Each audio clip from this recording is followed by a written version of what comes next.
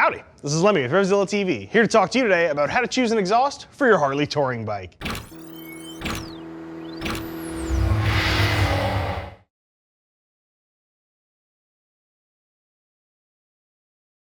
If you're interested in an aftermarket exhaust, odds are good you probably already know some of the benefits. Everything we're going to sell you here at RevZilla is going to make your bike sound great and it's going to look fantastic. For those of you considering a full system exhaust too, you may also have the benefit of making a bit of additional power. We'll talk a little bit more about that in just a bit.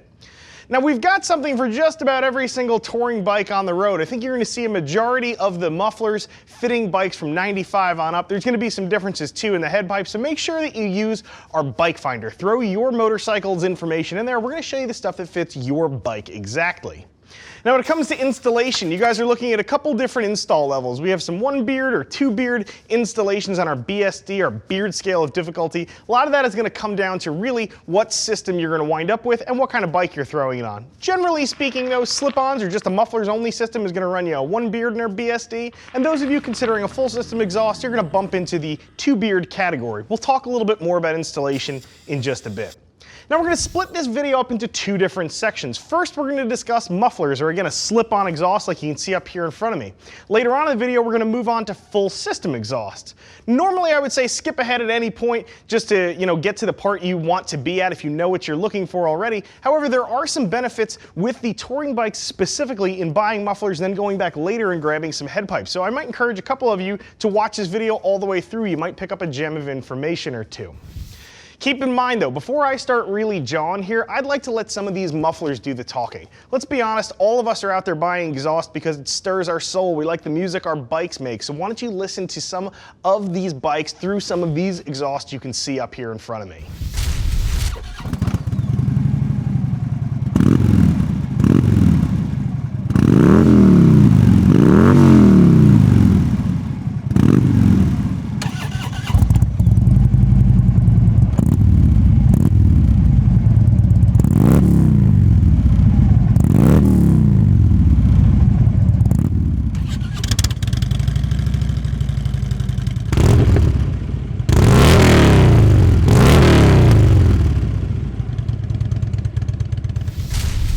My guess is that something there sounded phenomenal to you if your heart is still beating. So let's talk about different types of exhaust and exactly what it is you might want to consider for your touring bike. Now normally, I would say mufflers only are for the folks who only want to consider something that's going to make their bike look better and sound a little bit better, but I think that weighs in extra heavily on a touring bike because with the exception of you guys on Road Kings, just about everybody's got a stereo, and you don't want an exhaust that's so overpoweringly loud that you're not going to hear your stereo. The other thing that's cool about touring bikes, you can see the size of these mufflers. Physically, they're much larger than the mufflers on the other families. They're way bigger than something on, say, a Sporty or a Dyna.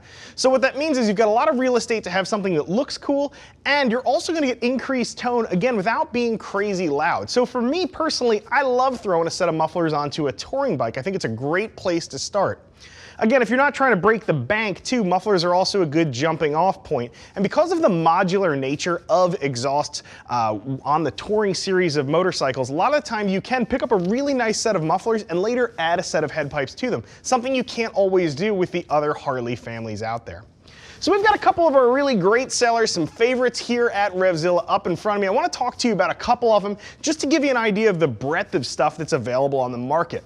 Let's start up here. You can see we're kicking off with a Crusher Maverick. Now Crusher is a fairly new entrant to the touring exhaust market. I really like them because they've focused most of their energy on the touring market. They offer a couple of exhausts, but it's very evident from their, from the breadth of the products they offer, just about everything is geared to you guys out there on touring rigs.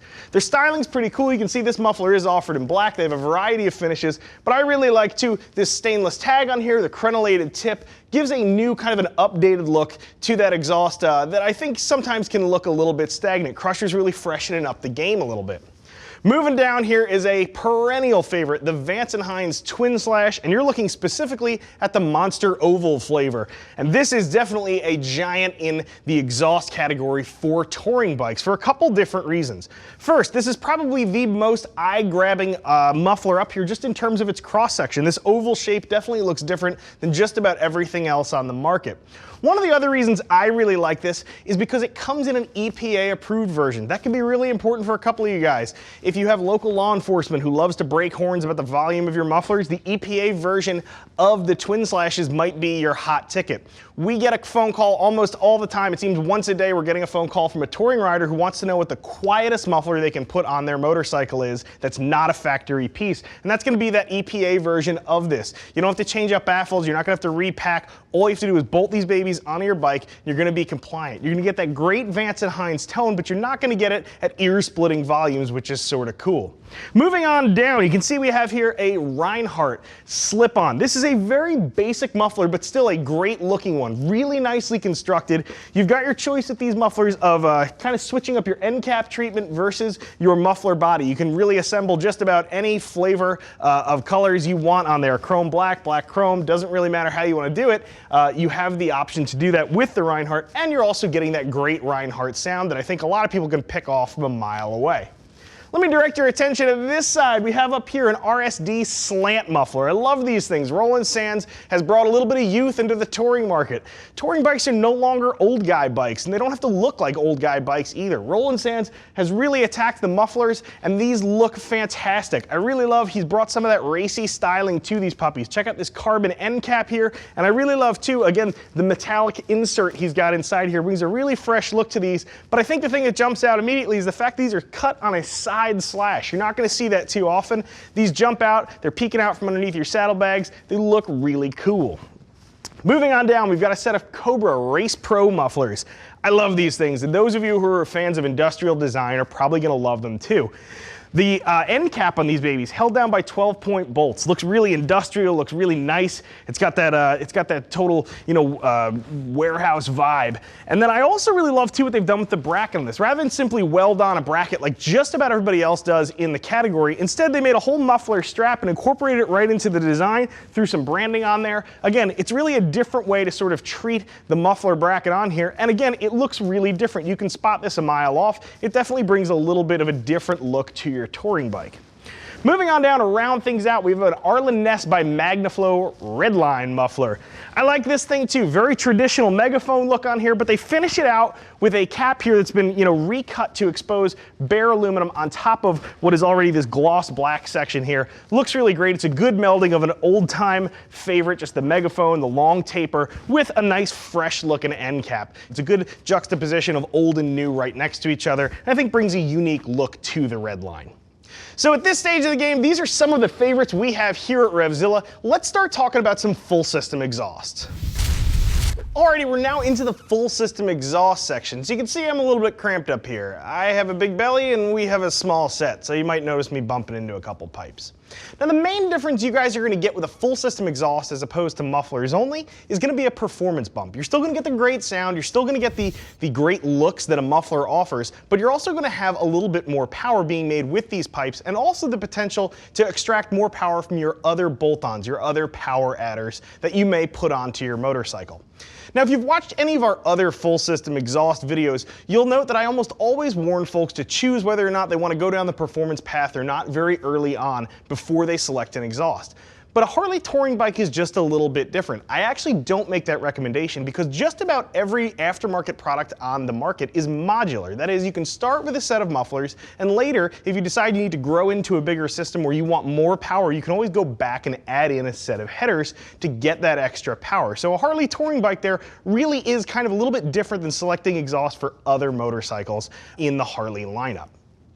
So as I had said earlier, I'm surrounded up here by quite a few exhausts. I want to run you through a couple of the things that we have here at RevZilla, some things you can think about, and then also kind of explain some of the differences between some of these full system exhausts, what they're going to offer you, and how they're actually making their power. So let's start over here on my left, your right, with the Rinehart Extreme Dual setup. So the first thing that stands out about this exhaust is this is actually a full system exhaust that comes with everything right out of the box. You're getting your mufflers and your head pipes in the same kit, so you don't have to pick and choose. Rinehart has tested this, they know it's going to work. Order it, you know everything's going to work perfectly, bolt it up, and go. You've got a couple different finish options when it comes to the actual exhaust itself, as well as the end caps, the mufflers. You have your choice of making this exhaust look exactly like you want it, but most of you are going to be interested in the power adding capabilities. Rinehart is all about making power, and they threw everything but the kitchen sink at the Extreme Duals. So there's a couple different things they did here. First, at the mouth of the head pipes, they use anti-reversion louvers. It prevents exhaust gas from traveling back up the pipe. It's actually really similar to an aftermarket torque cone for those of you who are familiar with those. Moving on down the pipes, they also construct these from multiple diameters of exhaust tubing. All you're seeing on the outside is this nice, smooth heat shield, and it presents a continuous diameter look. Looks fantastic, but underneath the pipes, inside here, they use several different diameters. They've joined up those pipes, and that's not just them taking whatever scraps they have laying around and welding up a system. There's actually a lot of science behind this. As the exhaust moves from the smaller pipe section to a larger pipe section, the exhaust comes through and it expands to fill that new volume. When it does that expansion, it keeps the velocity up, it keeps moving quickly, it helps get the exhaust out of the bike fast, keeps your engine from working hard. If it's saving your engine from having to do more work, that gets translated to the rear wheel in terms of power. The final thing you might notice about this too, this exhaust setup looks a little bit different than some of the more traditional exhausts out there. It's because that rear pipe drops down really, really hard. Rather than make that rear pipe take a sharp bend back in towards the motor and back down, instead Rinehart is getting that exhaust out of the bike quickly. It does two things for you. First, it keeps the heat down. I know those of you who have ridden around on a touring bike on a hot summer day have had that fried inner thigh. It feels absolutely terrible on just about everybody. This helps alleviate some of that. The other thing it does, as I mentioned, they're getting the exhaust down and out of the bike very quickly. They're not forcing the exhaust into taking all sorts of sharp bends. Forcing exhaust into taking sharp bends or unnatural curves slows it down. Slow the exhaust down, and you're making your engine do more work to get it out of the bike. So Rinehart really went crazy. There's all sorts of technology in here, but really all people on the street are going to see is a great looking, great sounding exhaust system. Let me weasel my way past these and we'll go over to a couple of these exhausts here on my right. Let's start firstly with the Vance & Hines Power Dual system. Vance & Hines is doing something totally different here with the Power Duals than you got with the Rinehart. First, this is a head pipes only system, so this is something you're going to want to consider if you want to mix and match mufflers, or perhaps you don't want to be locked into a particular muffler choice. One of these head pipes is going to allow you to sort of mix and match some of the Vance & Hines products, and depending on who it is that you're using, you may even be able to get away with using a Vance & Hines head pipe with another manufacturer's muffler. So if you already have a set of mufflers and you're thinking about upgrading, something like a Vance & Hines Power Duals can help you out. Instead of using all the tricks that Rinehart does, Vance & Hines actually makes their power totally different with this pipe. Right here's where all the magic is going to happen. This X pipe here allows each of the cylinders to scavenge, and scavenging is a really nifty phenomenon. Whereas one cylinder is exhausting its gas, it actually helps suck incoming air and fuel into the corresponding jug. Again, that translates into reduced work for your engine, and what that means is you're going to put more power to the ground. So in addition to that cool X pipe, of course, Vance & Hines is the progenitor of the 220-degree exhaust shield, gives you this nice smooth diameter look coming down here, keeps the bluing at bay, and also keeps things from burning to your pipe. Really is a great looking, great performing header.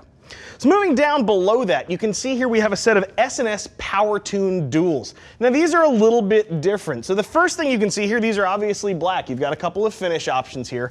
But what S&S has done here with the Power Tune Duals is actually given you some similar technology to what you get in the Vance & Hines. You do have a crossover, but you'll notice that it's totally hidden on the Power Tune Duals. It's actually on this side of things, and they give you that nice independent dual exhaust look, despite the fact you're still able to take advantage of the scavenging effect that you're going to get because you have that crossover baked right into this pipe.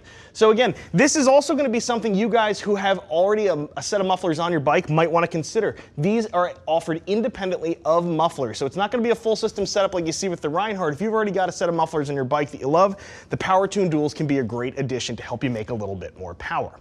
So we're at the point now where we're going to talk installation. I know a lot of you folks are going to consider doing this yourself at home, so we need to talk about how difficult the job might be and what you're going to need in order to get things done. Now, if you're throwing a set of slip-on mufflers on your motorcycle, you should know that it's cake. Just about anybody can do it with a small variety of hand tools and a little bit of time. You're going to pop your saddlebags off the bike, loosen up both exhaust clamps, and then you've got 2 bolts retaining each of your mufflers to your saddlebag bracket. That's for just about every single touring bike 95 on up. It's a very simple process. I can usually swap a set in about 25 minutes here in the studio, and I am not world's fastest mechanic. Some of you guys will be even quicker than I am. So if you're considering a set of mufflers, it's definitely something you can do all by your lonesome. Now, if you're looking at a full system, I'm gonna say that bumps things up into the two beard categories I had mentioned a little bit earlier. It makes it a little bit more difficult. We'll talk about why. It's not really all that hard though. So the thing that bumps it into that two beard category, you got a little more pipe to deal with. We're not just taking off the muffler, we're taking off the entire exhaust system in order to get a full system exhaust on your bike, fairly obviously.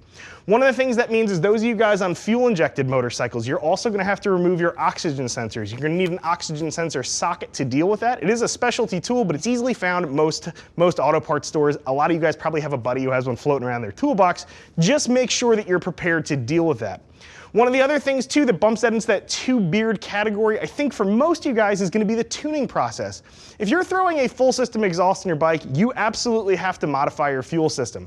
So those of you with carburetors, you're gonna be rejetting, and again, those of you with fuel injection, you're gonna be either adding a fuel controller or remapping your bike. Now, if you're not gonna bring your bike to the dyno man to put it on the dyno, you're probably gonna have to do a little testing and tuning yourself, and that takes a little bit of time. It's not difficult. I actually find the process to be really enjoyable, but it does take up a little bit of time, so just keep that in mind. You want to devote probably a whole Saturday or Sunday afternoon to the job of getting your exhaust on and then mapping your bike correctly for that new exhaust. So I'm guessing at this point most of you are sort of standing at a crossroads. Click that info button and we can help you down either path in the road. Some of you are going to want to click over to the site and see what we have that's going to fit your motorcycle. Throw your info into that bike finder. We're going to show you the stuff that fits your touring rig. Some of you are probably also going to want a little bit more education, and that's cool because we've got you taken care of as well. Check out a couple of the common tread articles I've written about exhaust. We have quite a bit of information out there, and we also have some really nifty videos, both on the product pages, and then we also have a really cool exhaust sound comparison that can help you hear a few of the mufflers right next to each other on a touring bike to give you an idea what your bike might sound like after you throw an exhaust onto it. Now, for those of you who need a little bit more personalized help, don't be afraid of getting in touch with us. We have gear geeks waiting to pick up the phone, 877-792-9455, or you can always drop us an email too, cs@revzilla.com. As always, I'm Lemmy, I'm out of here.